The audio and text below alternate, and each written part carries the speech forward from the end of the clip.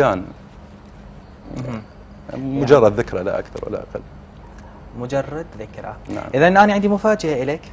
إذا أنت بديت أول ما رحبت بيك وأول ما حييتك إنه ذكرت إنه الشاعر المبدع، أكيد تحياتي إلى هو كاظم إسماعيل قاطع، عملنا وياه اتصال.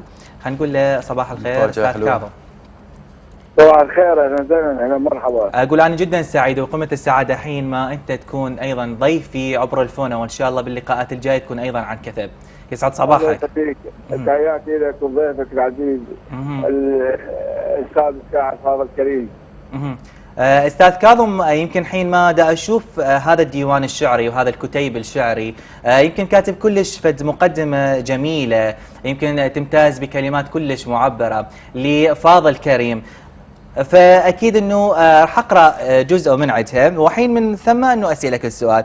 انت كاتب شاعر متمكن استطاع اللحاق بنا نحن الرواد القصيده الشعريه الحديثه الشعبية الحديثة، ليس لأنه طويل القامة وسيقانه تتسابق الريح، لأنه بحث في بحار عميقة. أكيد أنه هذه الكلمات هو هواية أسطر، بس هذا يمكن اللي استوحاني سيقانه كلش طويل التكاتب، وأنه هو أكيد طويل. فبداية شنو تحب تقول له من خلال برنامج صباح الحرية؟ هو وياك على الجو، وحين أيضا بيطرح أي سؤال عندك إنه هو وياك دا يسمع. إن شاء الله. اقول فاضل صباح الخير. صباح الخيرات استاذ، شرفتني باتصالك.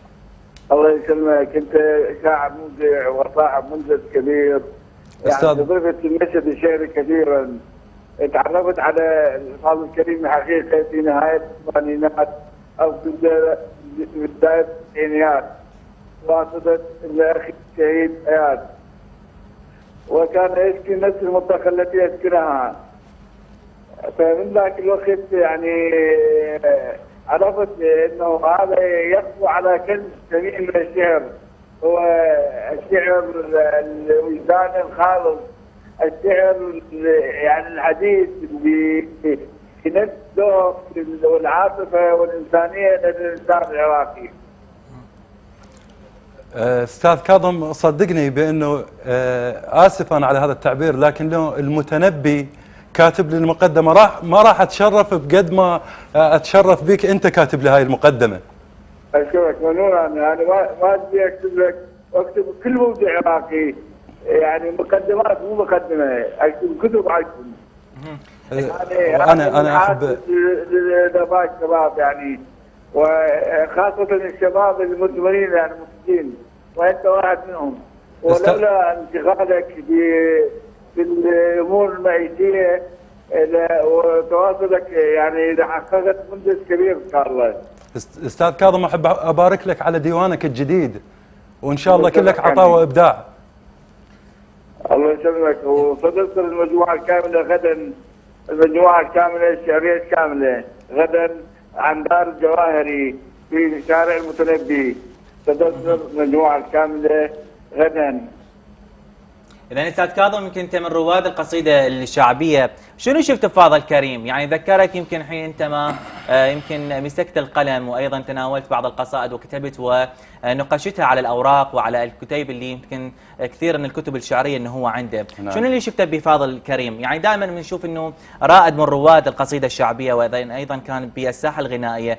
حين ما يشوف يمكن فد شاب موهوب وعنده الموهبة الشعرية، يمكن يتذكر نفسه في، يمكن تكون أيضا بعض اللقاءات أنه هو أنت يمكن شفته عن كتب، وأيضا هذه اللي المقدمة الرائعة اللي مكتوبة هنا دلالة على حبك واحترامك لدى الشباب اللي موجودين أيضا اللي عندهم مواهب كثيرة. شنو اللي شفته بفاضل كريم؟ مرة الثانية. شفت أشياء كثيرة حقيقة، شفت الصدق، شفت العفوية، شفت التصوير المزاج بالشعر، وهذا حالة يسمى المصنع، يعني حالة قلة ما توجد لدى الشعراء. نعم. يعني كثير من الميزات لفاضل كريم، إضافة إلى كونه شاب يعني عصامي، يعني معنى الكلمة أنه نزيه وعفيف وتوجد به الصفات اللي يتوفرها بالشاعر من حسن اخلاق السنة. يعني الشاعر مو الشعر، شاعر شعر واخلاق.